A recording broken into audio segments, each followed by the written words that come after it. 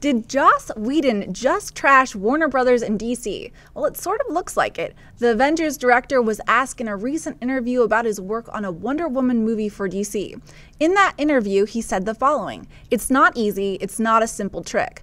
The Marvel properties, with the exception of Batman, who has often been described as the Marvel character in the DC universe, are much easier to translate to a modern audience."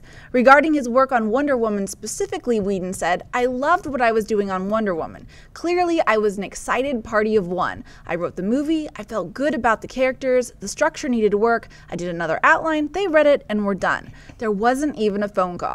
John, does it sound to you like Whedon is ripping DC and Warner Brothers? Yeah, yeah, it really does. And this is surprising me. I mean, Whedon is such an amicable guy.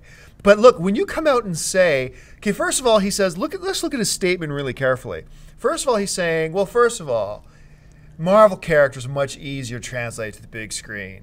But then he says, but then obviously as a film fan, we're thinking, well, Batman translated well to the big screen, but Whedon covers his bases. And what does he say? With the exception of Batman, which really is just a Marvel character in the DC universe. So what did he just say? Did he really just say that? And then he goes on to talk about the Wonder Woman situation. It's like, hey, I read it and I loved it. But apparently I was the only guy who did because they didn't even call me back. So it's like, whoa. Like look, for a lot of people to say this, it wouldn't sound that harsh. Coming from a guy like Joss Whedon, to me, this sounds actually quite harsh, and it kind of took me back a little bit. It's like, wait a minute, what is he saying? Like, yeah, Batman, but that's really just a Marvel character anyway?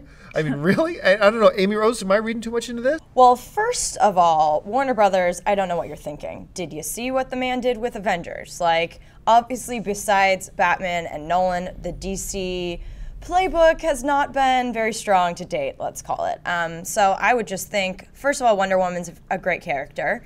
Why wouldn't you want Joss Whedon on it? And second of all, give him the time of day. Like, if he put, the energy and love into a script, which is what he does, he's very careful and detailed, why wouldn't you at least look at it? I don't understand. So, but yes, I do think he's trashing them a little bit. Sounds like for good reason. Warner Brothers needs all the help they can get right now with DC. So you would think that they would take people with a proven track record that really does justice to comic book characters, like Whedon has done. So it doesn't make sense to me. But good for you, Whedon. Stick to your guns. Stick up for yourself. But also watch out because Warner Brothers is a big studio. Well, now, let's keep a couple things in mind. I mean, when we say, did you see what he did with Avengers? Obviously, and you know this. Yes. He did Avengers long after the Wonder Woman script. Of course. And to be fair to Warner Brothers, script may have sucked.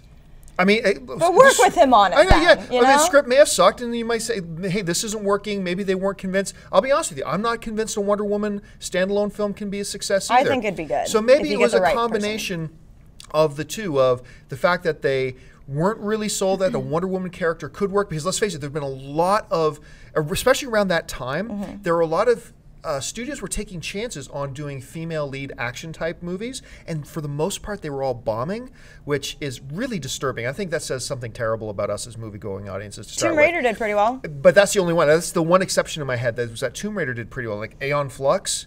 Well, that Elektra, wasn't good. But so they tried. Yeah. They've tried it. So that, and then maybe the script wasn't good. I'm going to give them all the benefit of the doubt and say, hey, it just didn't work. But that's one statement by Whedon.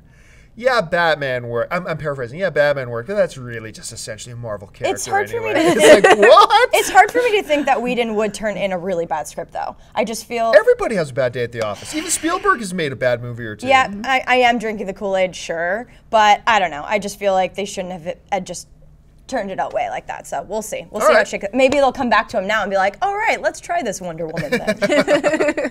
Hey guys, if you like this video, make sure to stop what you're doing and subscribe to our AMC Theaters YouTube channel to keep up to date on all the movie news, editorials, and our AMC Movie Talk Show. Also, make sure to follow us on Facebook and Twitter to hear about all our special promotions, contests, and prize giveaways.